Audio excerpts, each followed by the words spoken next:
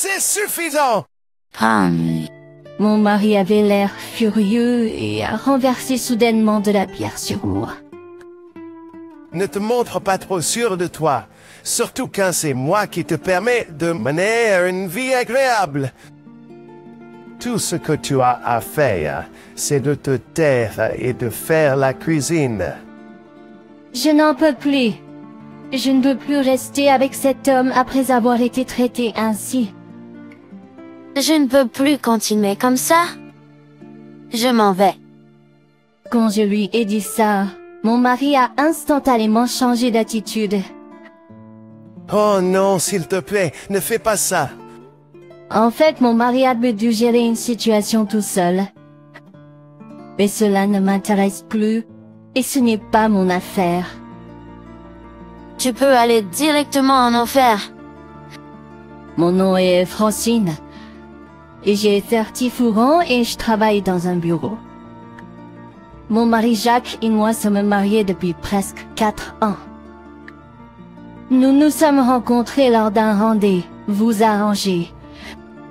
Mon mari travaille dans un bureau pour une grande entreprise. Il était 1 an plus jeune que moi, donc nous étions presque du même âge, et les conditions qu'il offrait étaient parfaites. Et quand nous nous sommes assis l'un à côté de l'autre et avons parlé, nous nous sommes beaucoup amusés et j'ai été immédiatement attiré par lui. Nous avons ensuite échangé des informations de contact et avons commencé à nous rencontrer juste tous les deux. Nous sommes allés boire un verre après le travail, nous sommes sortis ensemble pendant nos jours de congé et nous sommes rapprochés. Bientôt, nous avons commencé à sortir officiellement et étions un couple heureux. C'était environ 1 an dans notre relation quand nous nous sommes mariés. Juste au moment où j'allais célébrer mon 30th anniversaire. M'a demandé en mariage. Je veux que ton dernier souvenir de tes 30 ans soit une proposition de ma part. Francine veut, tu m'épouser? Oh oui. Et je ne peux pas attendre de me marier avec toi.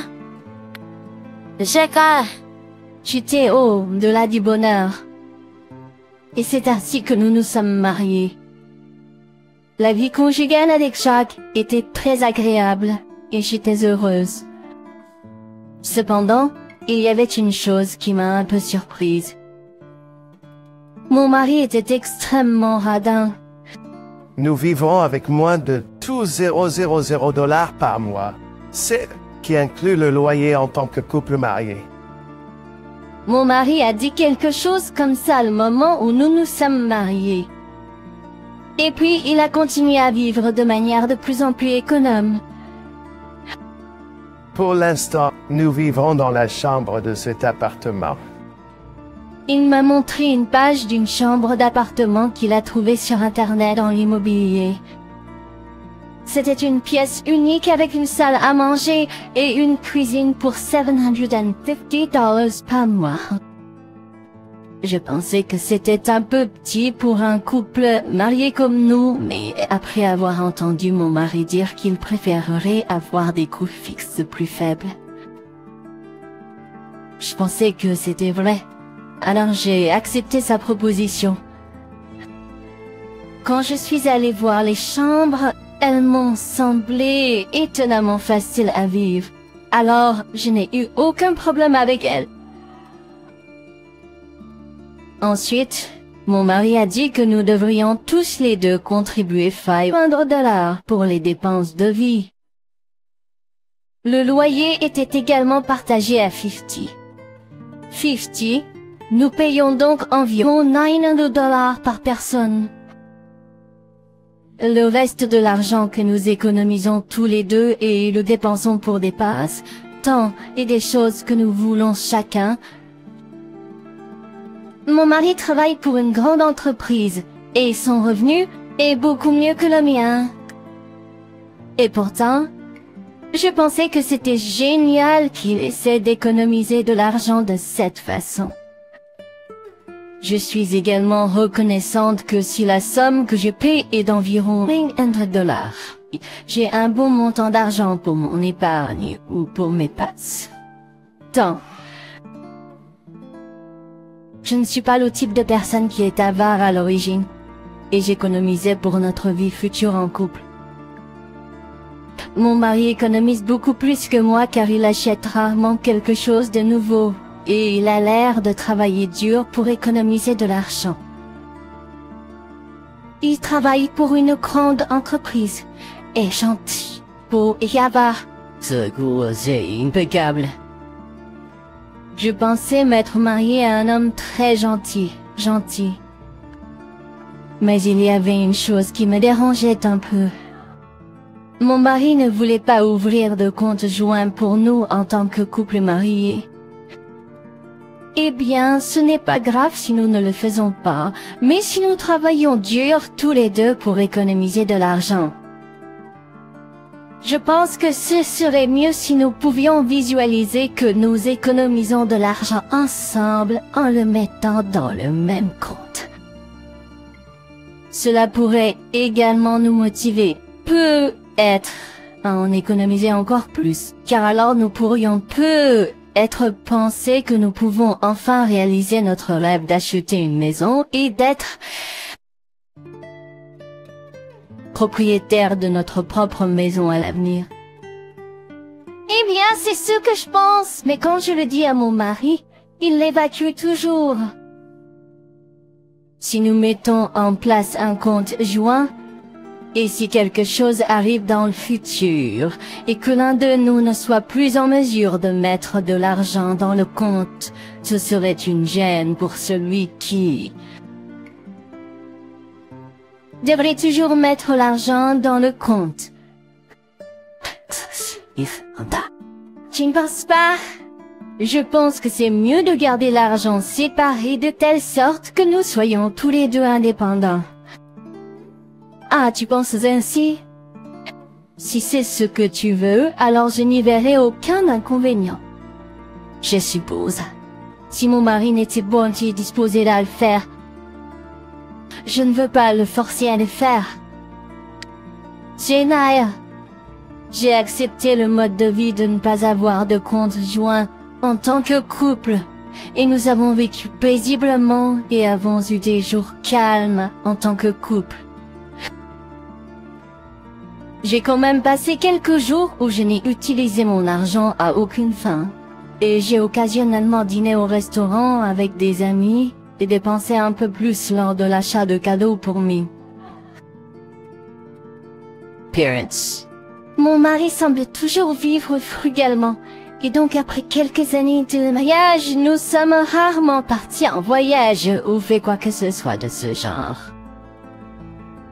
Pendant ces jours de congé, mon mari a généralement tendance à rester à la maison ou à sortir avec des amis. Mais il dit qu'ils ne font que sortir pour boire un verre dans des bars populaires pas chers. Et même s'il y va, il ne dépenserait pas beaucoup d'argent. Mon mari est très occupé par son travail et doit se rendre en déplacement professionnel tous les week-ends chaque mois.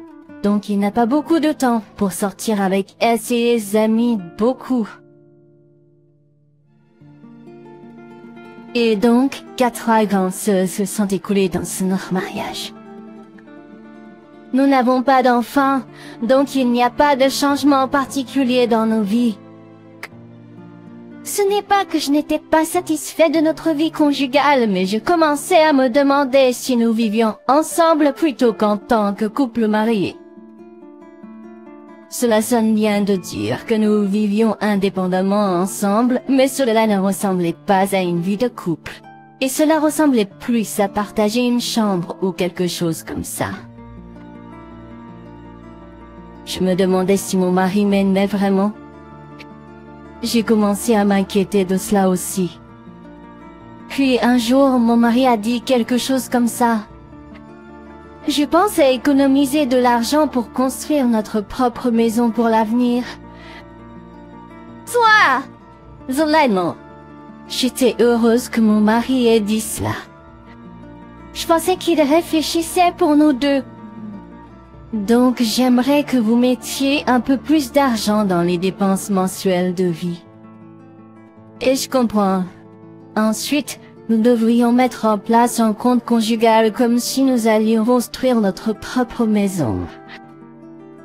Lorsque j'ai dit cela, mon mari a dit « Non, nous n'avons pas besoin de faire ça. » Mais pourquoi pas? Est-ce que ce ne serait pas plus facile de cette façon?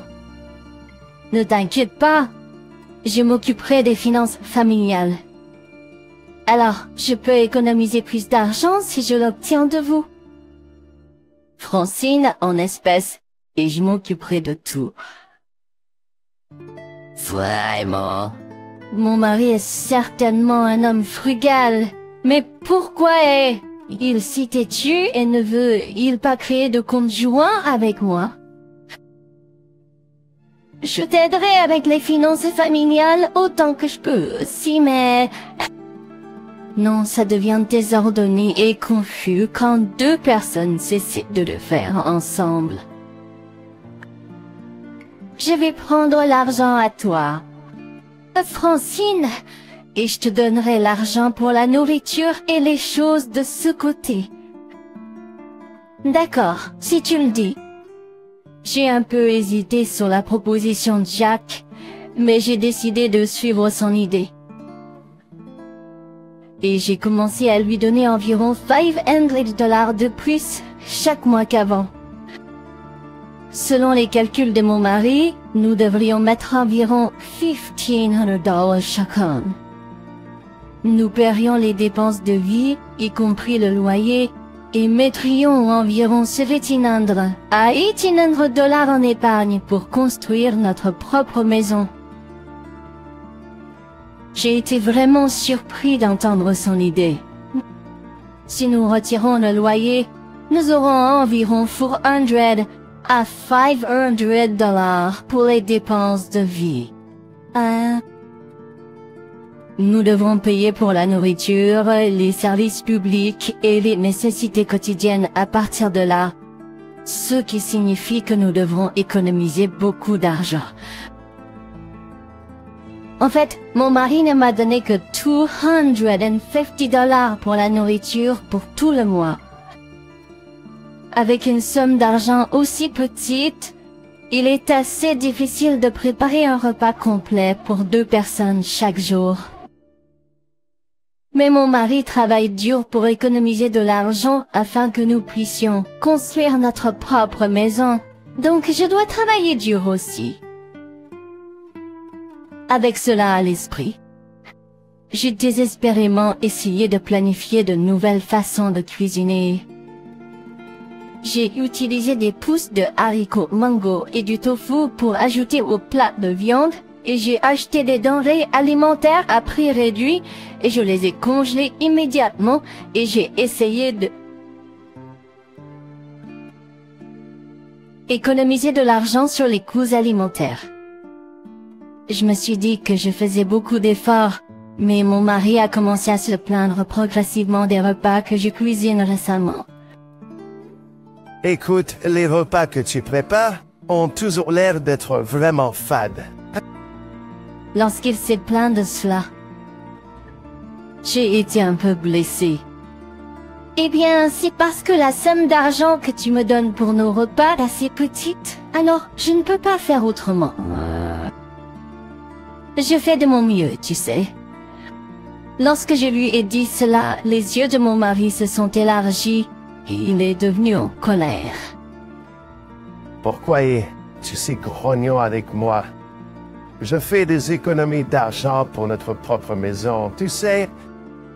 Même si c'est l'OCS, nous allons devoir dépenser un peu plus pour la nourriture. Oh, ne sais pas, d'enfant. Je t'ai donné assez d'argent, non? Tu dois juste t'en sortir. Je ne vais pas augmenter le budget alimentaire de $250. C'est tout. C'est toi qui dois préparer les repas d'une manière qui me satisferait. Waouh, c'était juste trop. Pourquoi dirait-il de telles choses? Mais mon mari a refusé obstinément d'augmenter notre budget alimentaire. Donc, je n'ai pas eu d'autre choix que d'ajouter environ $100 de mon propre revenu et d'augmenter moi-même le budget alimentaire pour joindre les deux bouts. Je savais que si je ne le faisais pas, notre situation alimentaire allait empirer et empirer. Mon mari voulait que nous réduisions les dépenses alimentaires, mais il voulait aussi boire pendant les week-ends. Alors, il me faisait toujours acheter de la bière pour lui. Je pensais que nous pourrions économiser un peu plus d'argent si nous ne faisions pas cela. Mais je savais que mon mari perdrait son sang-froid de manière déraisonnable si je disais cela, compte tenu de la façon dont il était pendant notre dernier combat. Alors, je n'ai pas eu le courage de le lui dire. Et à ce moment-là, je l'aimais toujours et j'avais de l'affection pour mon mari. Alors je voulais faire un effort et, si possible, ramener les choses à ce que mon mari voulait qu'elles soient. Cependant, mes pensées ont été brisées. Mes pensées ont été brisées sur le champ. Ces jours-là, on m'avait demandé de livrer des matériaux au travail. Le responsable avait oublié le matériel et était allé au bureau d'un client. Alors il a appelé l'entreprise en urgence et quelqu'un a été désigné pour l'apporter là. Et je me suis trouvée disponible. Alors j'ai dit que j'irais moi-même et je suis montée dans la voiture de l'entreprise et je suis partie. En chemin, en attendant un feu rouge, j'ai aperçu mon mari en ville. Il se promenait avec une femme, et la femme se tenait à l'aise au bras de mon mari en plein jour. Je n'en croyais pas mes yeux. La femme était une employée de la même entreprise que mon mari, et elle était manifestement plus jeune. J'en étais sûre qu'elle avait assisté à notre mariage. Pourquoi avaient-ils l'air si proches l'un de l'autre? C'était étrange de les voir s'accrocher l'un à l'autre de cette façon. J'ai commencé à penser que Jacques avait une liaison avec cette femme. Puis je me suis demandé si tout ce que Jacques avait fait auparavant avait été pour cette femme riche. Cette étrange frugalité, et encore plus, les récents mots et actions de Jacques. Je pense qu'il a peut-être eu une liaison et voulait l'argent pour le dépenser pour lui. Même et pour sa maîtresse, ce qui explique pourquoi il n'a pas créé de compte conjoint avec moi. Je n'ai pas encore de preuves, mais si c'est le cas, c'est juste horrible. Cela signifierait que mon mari limite sa vie avec moi. Et utilise l'argent pour passer du bon temps avec la femme avec qui il a une liaison. Le feu est passé au vert et je devais continuer à conduire, mais mon mari et cette femme avaient leurs mains sur la porte d'un restaurant chic. C'était l'heure du déjeuner, ce qui signifie probablement qu'ils sont allés dans un restaurant pour déjeuner. Il voulait que j'économise de l'argent sur la nourriture. Et pourtant, c'est lui qui était dans un restaurant chic à dépenser de l'argent pour manger ses repas luxueux. J'étais juste remplie de colère. Et c'est à ce moment-là que tous mes sentiments pour mon mari ont disparu. J'ai donc demandé aux enquêteurs d'enquêter et de découvrir si mon mari avait une liaison. S'il avait une liaison, je le quitterais. J'étais déterminée à le faire. Et lorsque les résultats de l'enquête sont sortis, je suis allée les chercher. Par conséquent, mon mari a eu une liaison derrière mon dos. Il avait une liaison avec cette femme. De plus, en raison d'une enquête approfondie, il y avait des informations selon lesquelles ils avaient été ensemble avant même que nous nous marions. En d'autres termes, ils avaient une liaison depuis plus de 4 ans. Et maintenant, en sachant cela, je ne pouvais pas pardonner à mon mari. Je voulais le frapper en ce moment, mais cela me désavantagerait. J'ai décidé de me préparer calmement. Premièrement, j'ai consulté un avocat, préparé une pension alimentaire et suis allée dans une agence immobilière pour trouver une chambre à louer, seule. Mais quand j'étais un peu prête, j'ai eu une dispute avec mon mari. Cela a été déclenché par mon mari, lui-même. Tu ne penses pas que ta cuisine devient à nouveau fade? Allons, ne serve pas les mêmes accompagnements qu'hier. Mon mari a recommencé à se plaindre de mes repas. Je n'avais plus d'affection pour lui, alors je lui ai répondu froidement.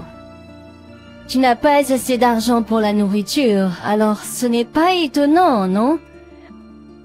C'est ta faute si tu ne fais rien pour augmenter notre budget alimentaire.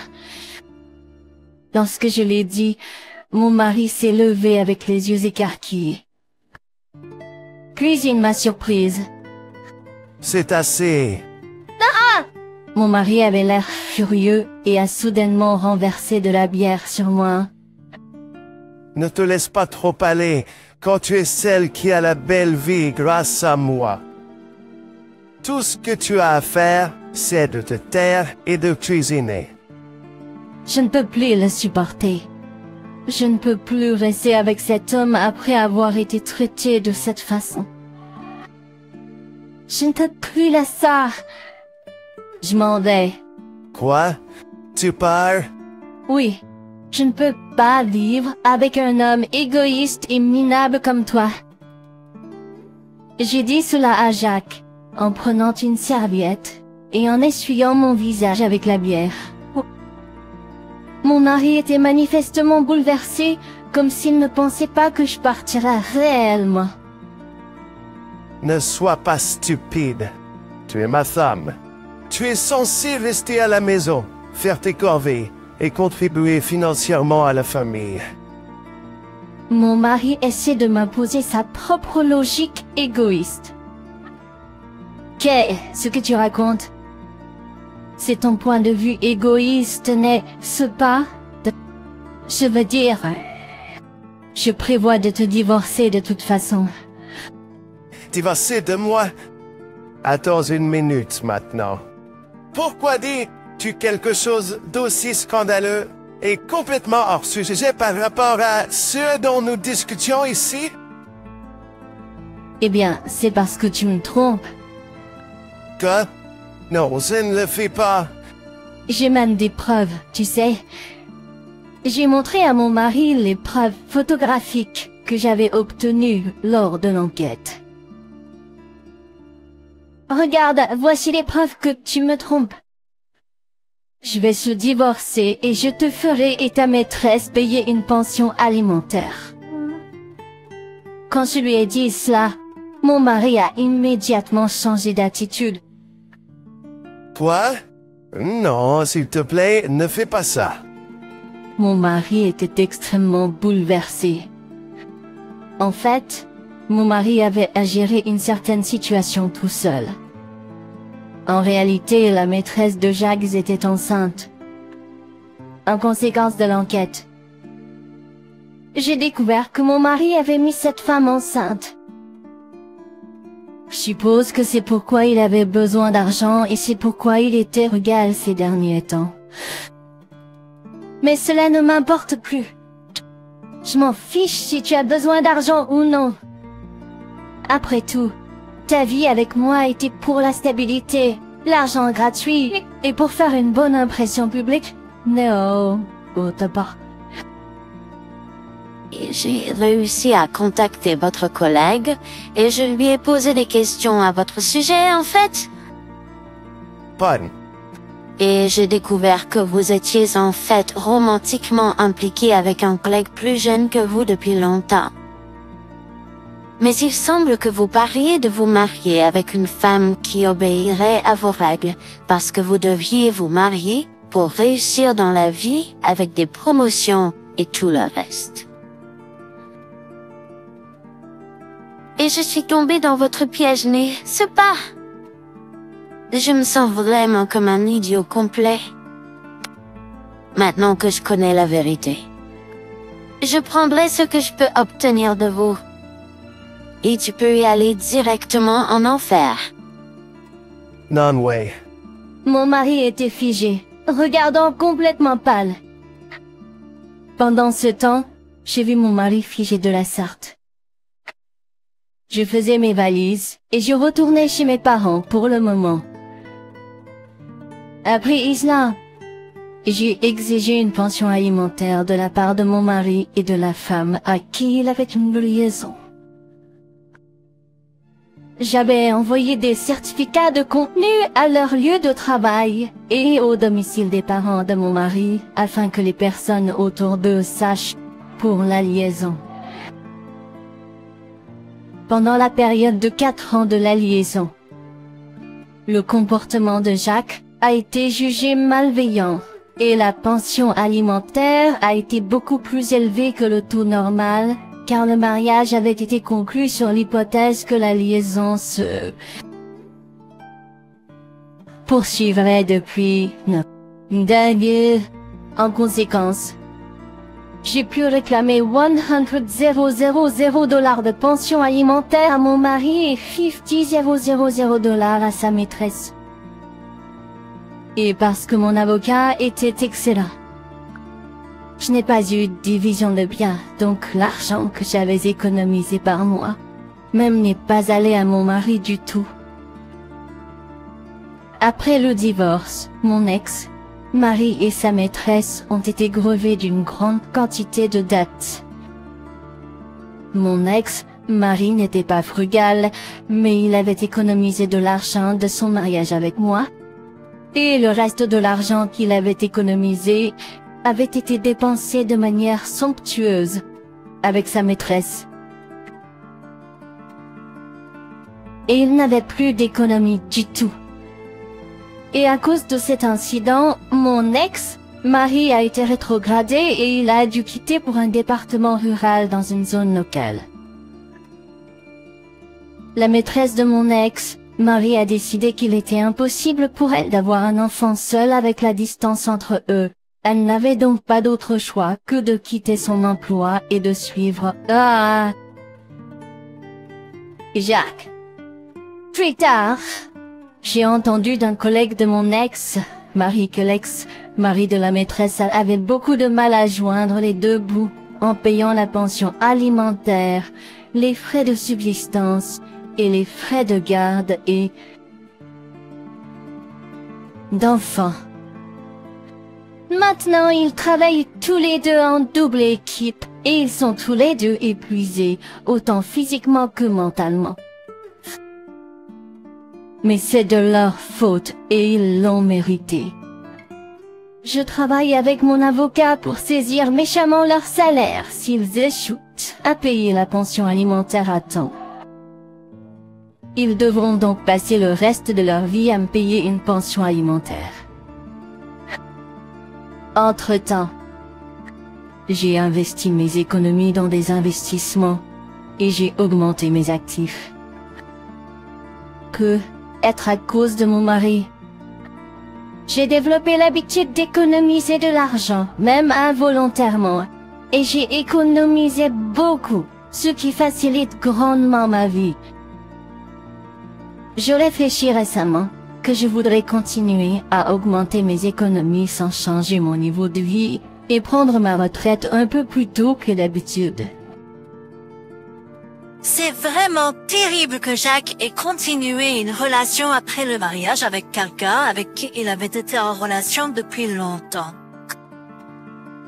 C'est comme une fraude matrimoniale. J'espère que les gars comme lui iront en enfer. Je suis heureux que Pierre ait pu obtenir une grosse pension alimentaire sans aucune perte. Je souhaite que Pierre trouve un homme merveilleux cette fois et soit heureux. Merci de nous avoir regardés jusqu'au bout. S'il vous plaît, abonnez-vous à notre chaîne si vous l'aimez. À bientôt dans la prochaine vidéo.